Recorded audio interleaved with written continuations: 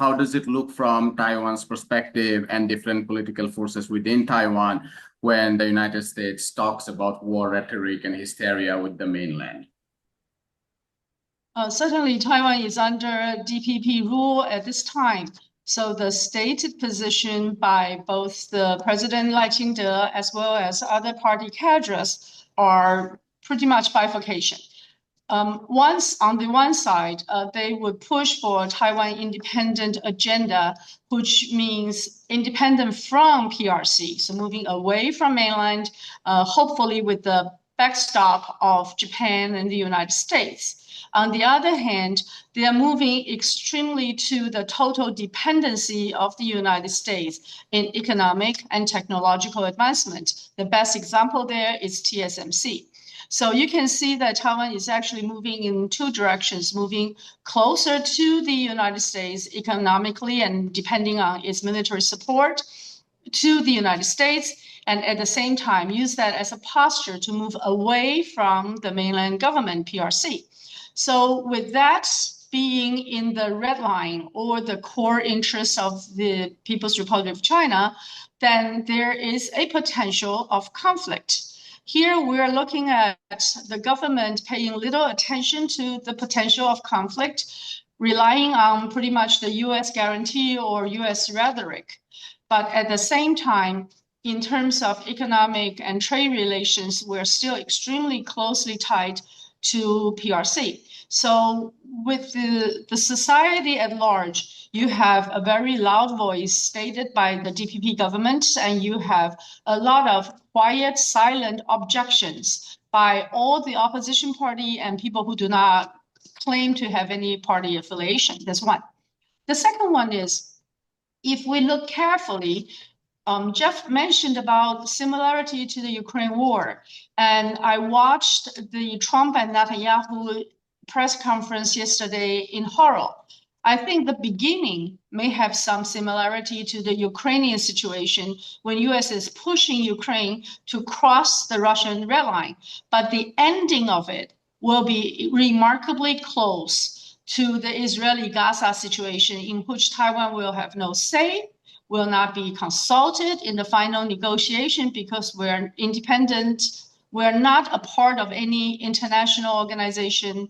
We do not have formal diplomatic relationship with even the United States. So just like Gaza and their governments weren't consulted before the final 21-point or 20-point peace plan, I think if there were a potential peace and stability threat or potential conflict on Taiwan Straits, if it reached a state of two nuclear superpowers decided to either flex their muscles or engage in the final negotiation, unfortunately, I think Taiwan will probably be the last to be informed, and rather than being a party to a balanced final political solution to the Taiwan situation.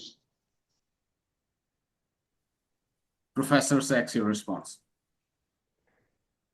Clearly, Taiwan is in a very dangerous situation, and in situations like this, it's always important to recall the words of Henry Kissinger, who famously said that to be an enemy of the United States is dangerous, to be a friend is fatal.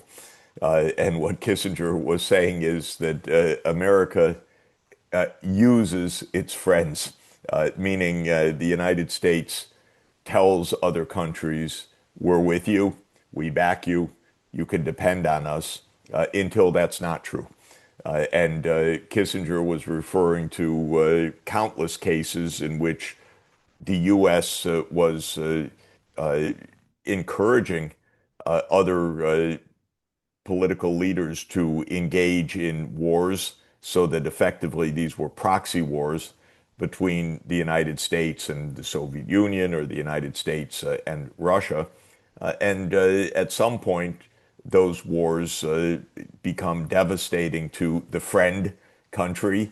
And at some point, at least so far, the U.S. has chosen an off-ramp, which leaves the so-called friend or ally stranded in the end.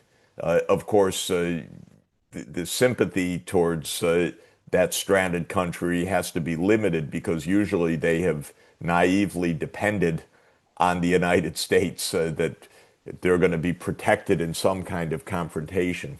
So the relevance of that observation for Taiwan is very direct and very strong. If any Taiwanese leader believes the United States can truly protect Taiwan from something that crosses uh, the mainland red line in a real red line, forget it. This is absurd to even think so. And that's why I have said over recent years, look at Ukraine. Look at Ukraine. You could also look at Gaza. You could look at Afghanistan. You could look at almost any of these wars of choice that the United States has been engaged uh, in Syria, in Libya. The list is very, very long. The United States engages in wars because it doesn't listen to other parties. It really just barrels through and claims that all objections are uh, signs of weakness or phony propaganda of the other side or bluffs. And so the U.S. tends to act extraordinarily arrogantly. It tends to take a client or vassal uh, and build them up and tell them, "We're with you. You're great, and you're really important for our security, and we're going to back your security." And then things go very badly in the end. And if one is thinking about a confrontation between the U.S. and China over Taiwan, uh, I think there's every reason, sad to say, to think that such a confrontation would be devastating, devastating for Taiwan first and foremost. But I would put the U.S. second on the list of devastation. It would not win such a confrontation outright. And third, of course, any confrontation between nuclear powers can be devastating for the whole world because things get out of control. And when you lose conventionally, there are always voices uh, on the losing side that say we need to escalate all the way because if we lose conventionally, we lose everything. We lose our stature, we lose our prestige, we lose our alliance. In this case, if it was the U.S. Losing a military confrontation with China, thousands of miles away from the U.S. coast, and that's what the war games suggest it could be quite likely. You'd have voices in the United States saying we cannot afford to lose this because then we would lose Korea, Japan, the Philippines. We'd lose all our alliances in Asia. We'd be kicked out of Asia. The consequences for the U.S. would be completely devastating. We must escalate. And then one is on a path of potentially global destruction. And so this is why you don't cross red lines of other major powers. My own view is the basic principle is to stay out of each other's lanes. Uh, I do not recommend that China put a military base in Mexico. It would not go well. I do not believe that China should militarize anywhere in the American neighborhood. No reason for it. I don't think that China would do it for a moment. They have zero interest in it.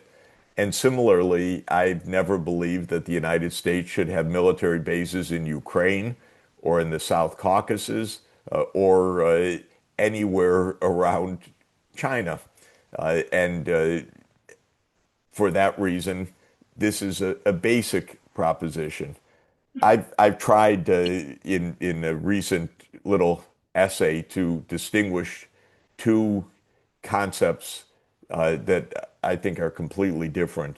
There is the concept in international relations of spheres of influence, which are deemed to be, well, depending on who says it, illegitimate claims of authority by a major power over smaller countries in a region.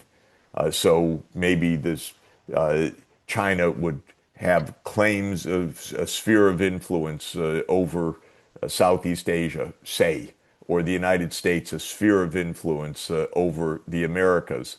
But there's a different concept that I think is valid, and that is a sphere of security, which is that I do not believe that, or I do believe that the great powers should rightly say to others, don't come to say to the other great powers, especially the other nuclear powers, don't come to our borders to threaten us, harass us, provoke us, divide us. And this is true in the Western Hemisphere. The United States has long claimed this in the Monroe Doctrine, more than 200 years old, to the European great powers, don't bother us in our own neighborhood.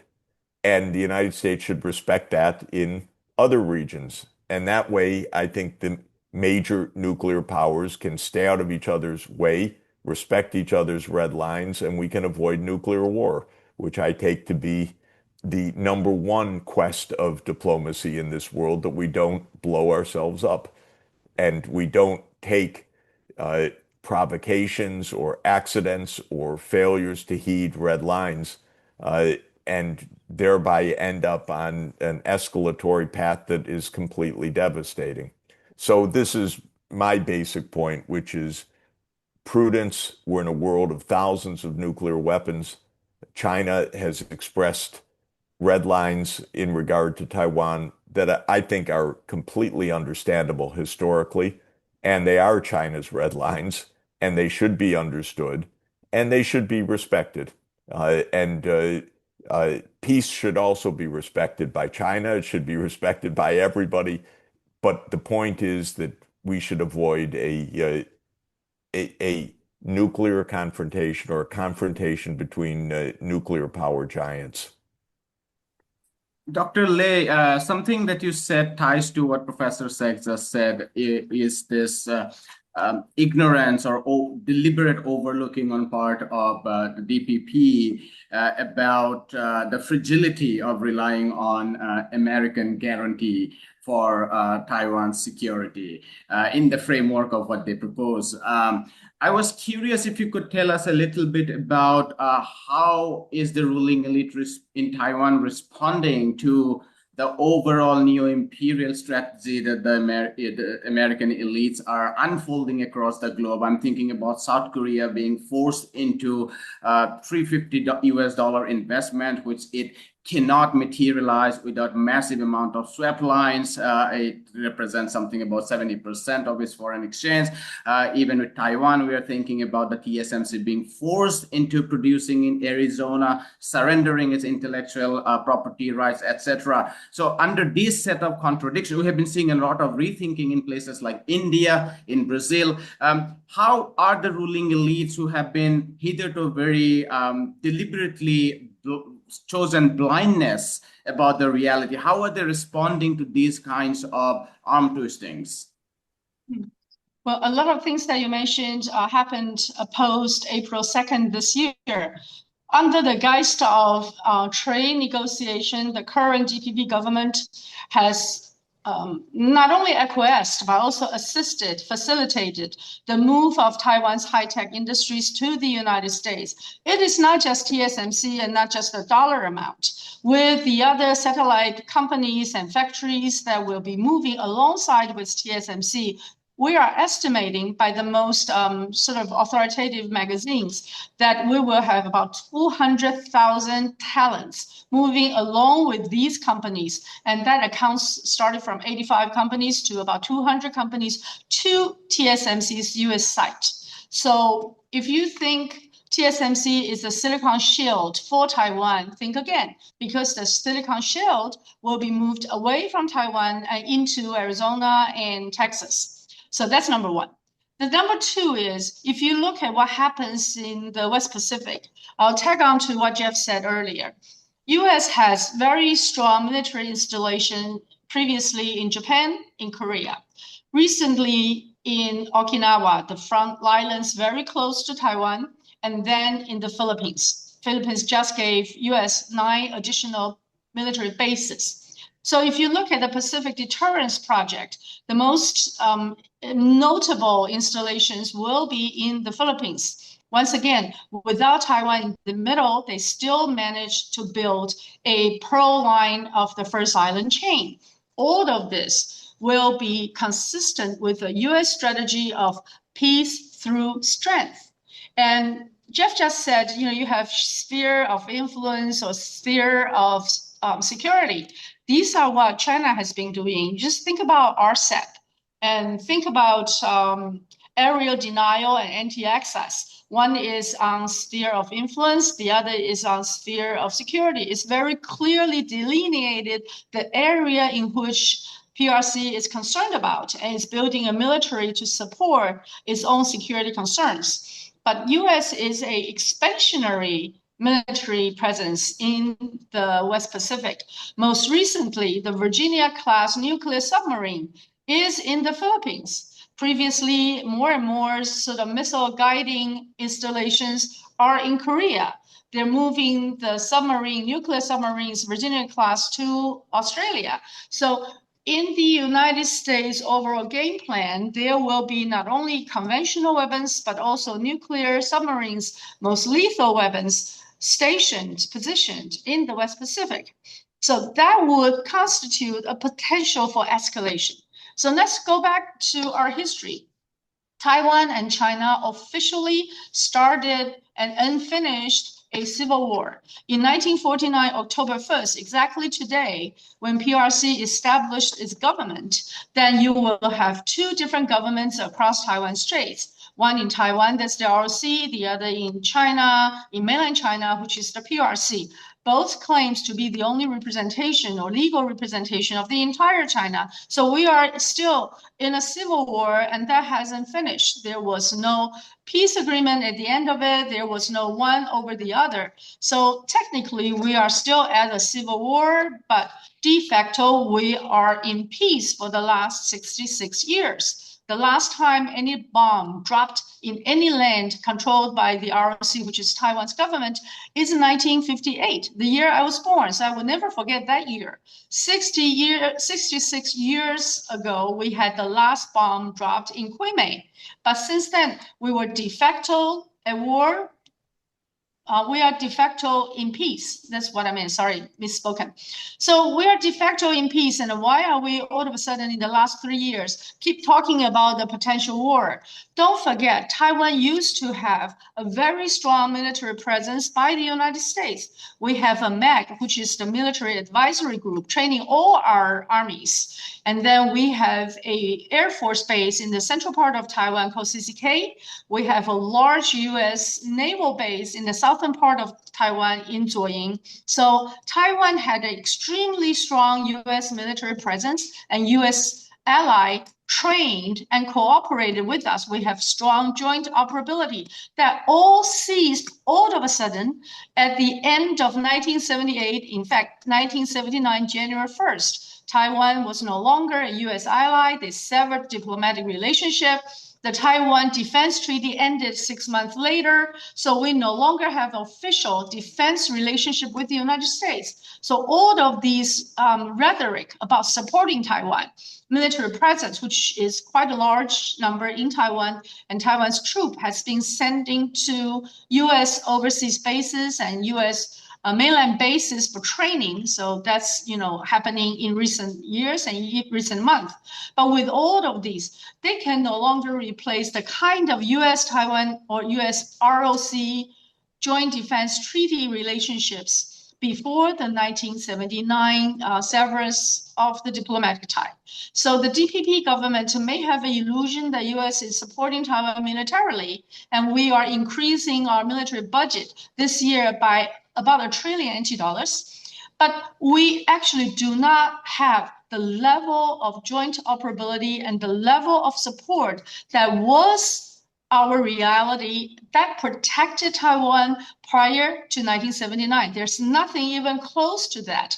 So any illusion of U.S. support of Taiwan, I think it's just a very beautiful playbook propagated by the current Washington diplomats as well as State Department personnel and the young and experienced DPP officials just took them all in. They took this bill of goods as a real promise to defend Taiwan.